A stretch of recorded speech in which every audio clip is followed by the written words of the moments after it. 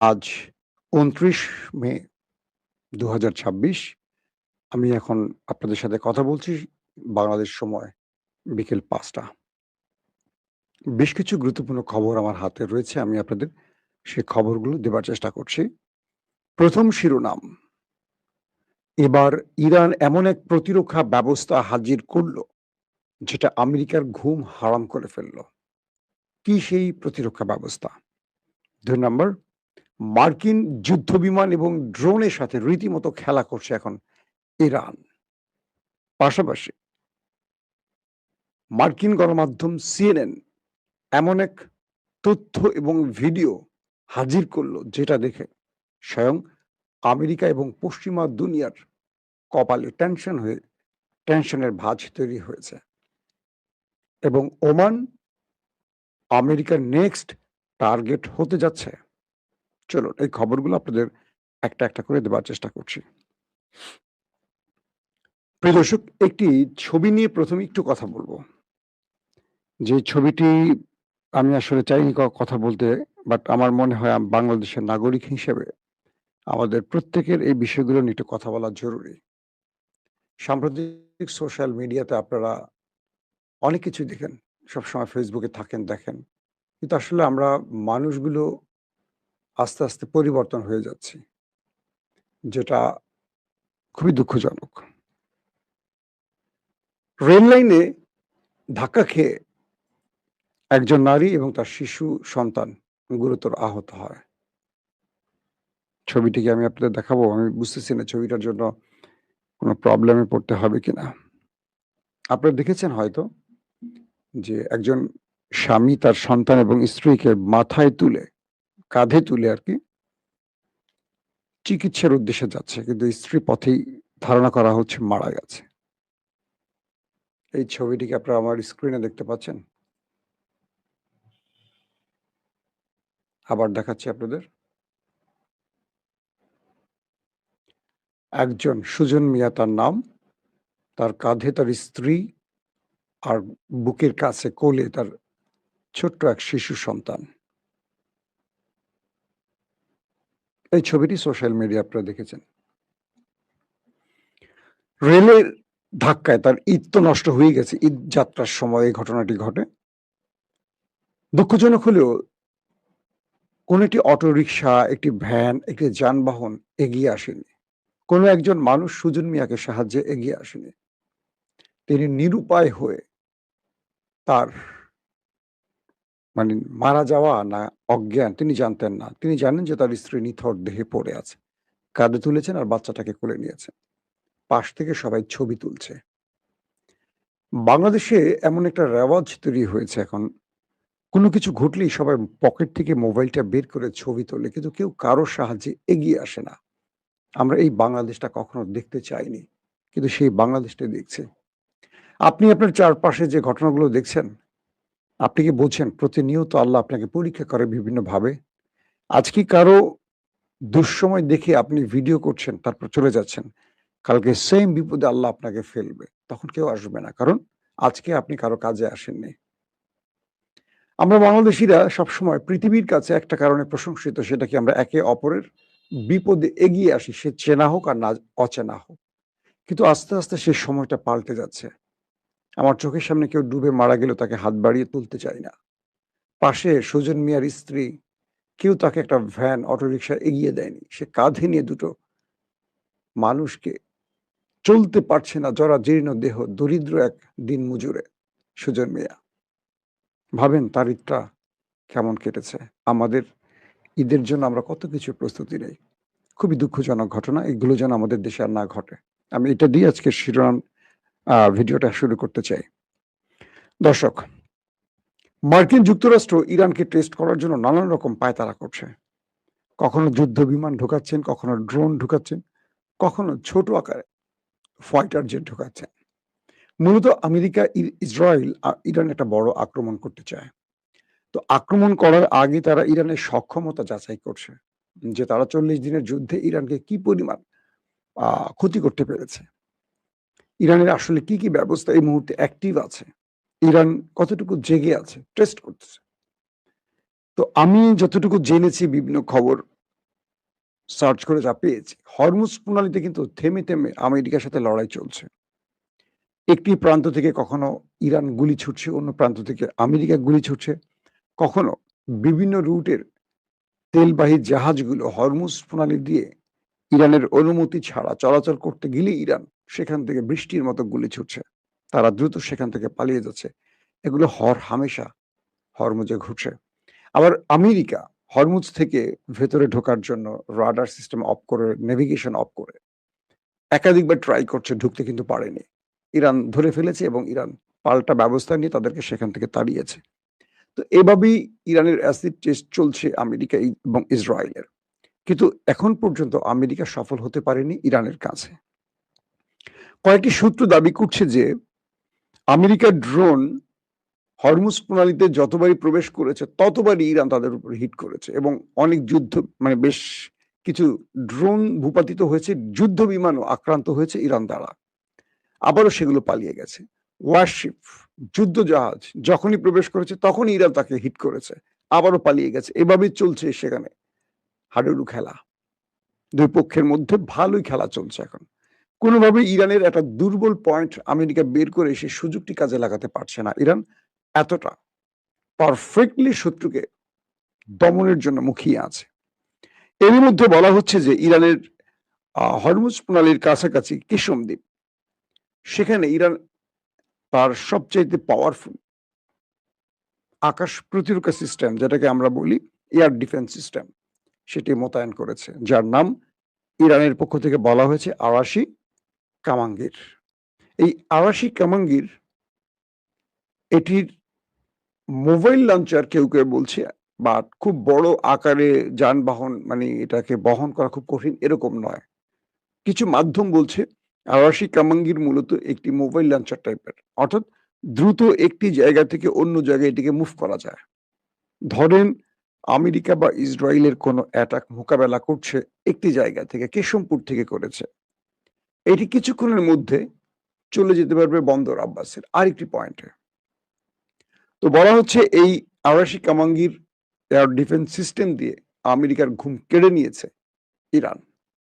সাম্প্রতিক সময় আমেরিকার যতগুলো ড্রোন বা যুদ্ধ বিমান, ফাইটার জেট প্রবেশ করেছে ইরানের সীমান্তের ভেতরে, প্রত্যেকটিকে টার্গেট করে এই আরাশি কামাঙ্গির হিট করেছে এবং মার্কিন যুক্তরাষ্ট্রের MQ-9 রিপার ধ্বংস হয়েছে এবং F-35 এটি লাইনচ্যুত হয়েছে, আক্রান্ত হয়েছে এবং পালিয়ে গেছে।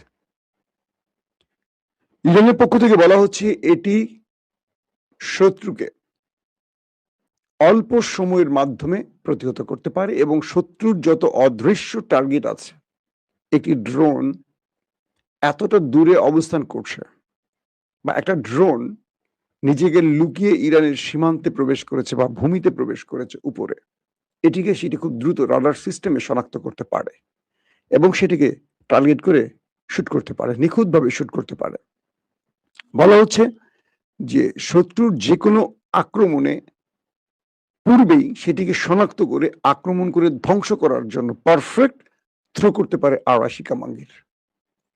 ইতিমধ্যে সেটি বেশ কিছু চমক দেখিয়েছে এবং আমেরিকাকে বারবারই দৌড়ের মধ্যে রেখেছে এই প্রতিরক্ষা সিস্টেম।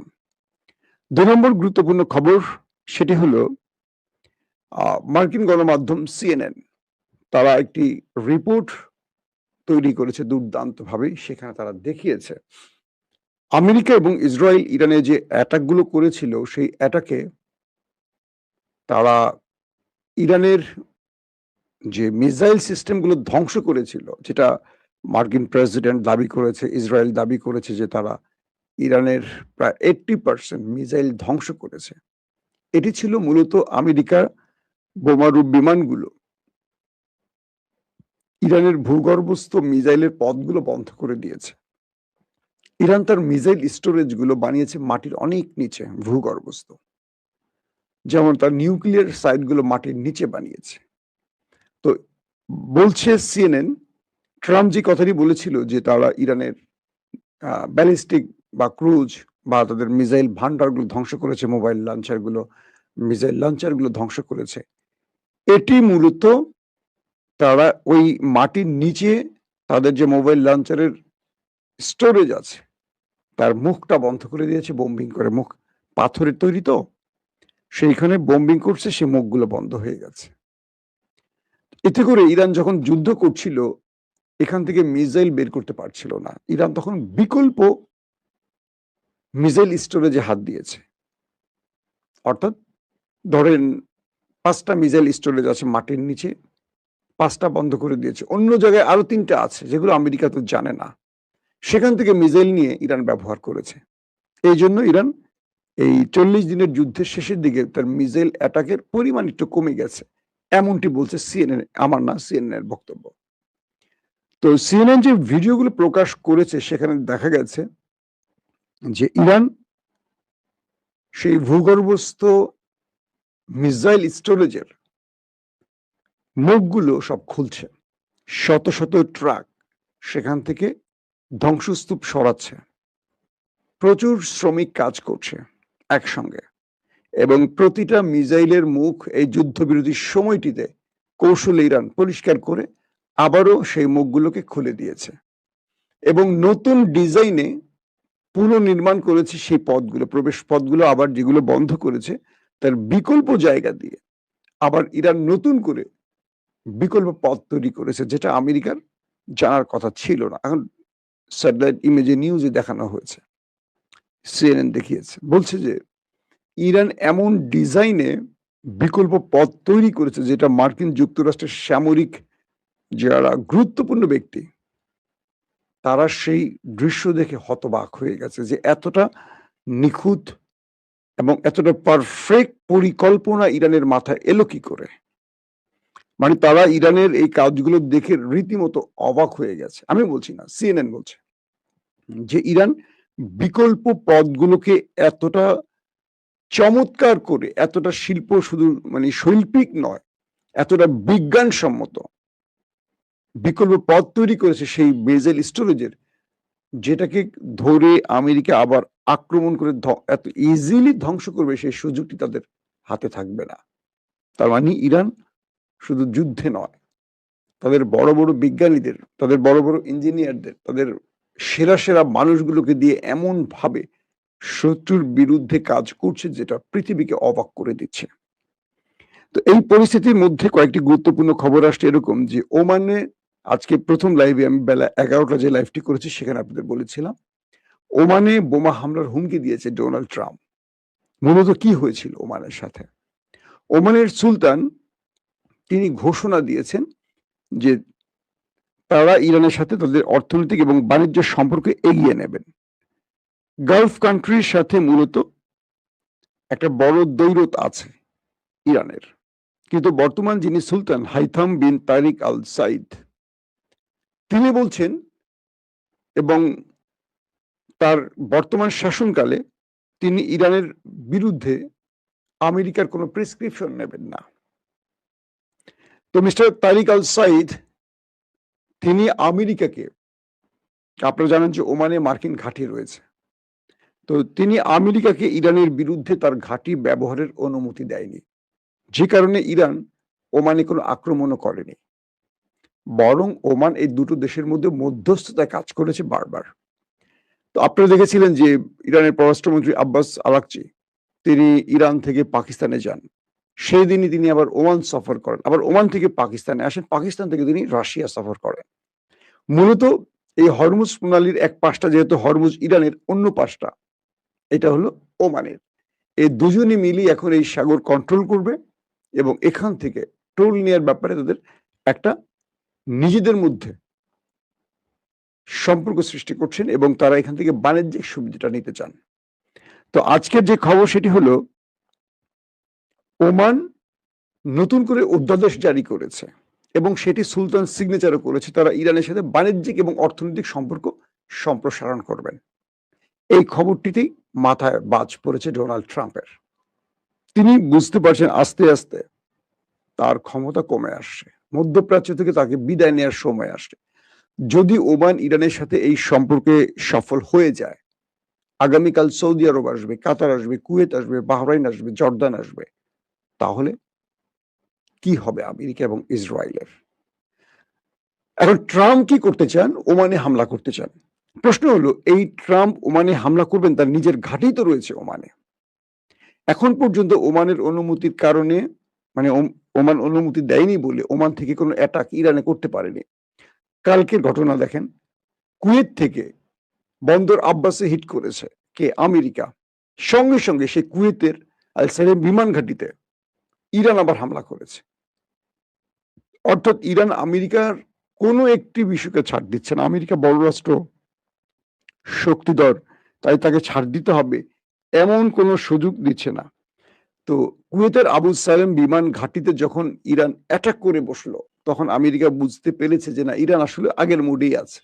কারণ নত হচ্ছে না, ভয় পাচ্ছে না, তারা কিচ্ছু মনে করছে না। বরং আমি যে ঘাঁটি ব্যবহার করছি সঙ্গে, সঙ্গে ইরান জেনে যাচ্ছে। সেটা ইরানের প্রযুক্তির মাধ্যমে জানুক বা রাশিয়ান বা চীনের স্যাটেলাইট তথ্যের মাধ্যমে জানুক, জেনে যাচ্ছে। ইরানের আইআরজিসি বলছে যে তাদের বন্দর আব্বাসে বা তাদের ভেতরে যে আক্রমণগুলো হয়েছে শেষে, এগুলো কুয়েতের আল সালেম বিমান ঘাঁটি থেকে আক্রমণ করেছে আমেরিকা। তাই তারা সেখানে আক্রমণ করেছে। কুয়েতও বুঝতে পারছে যে তাকে ব্যবহার করে একটা বড় বিপদে ফেলছে আমেরিকা। কুয়েত চাচ্ছে না, কিন্তু কুয়েত নিরুপায়। আমেরিকা বসে আছে, সেখানে কিছু করার আছে? ধরেন বাংলাদেশের কোনো একটি গরিব রাষ্ট্রে বা ছোট একটি অঞ্চলে বাংলাদেশের খুব পাওয়ারফুল কোনো লোক বা প্রধানমন্ত্রী ধরেন, বা পুলিশের প্রধানমন্ত্রী তো অনেক বড় জিনিস। আমরা যদি বলি ধরেন কোনো একটা ডিস্ট্রিক্টের এসপি বা ডিসি কোনো একটি বাসায় গিয়ে বসে, সে কিছু করলে কেউ না বলতে পারবে? কারো সেই সাহস আছে?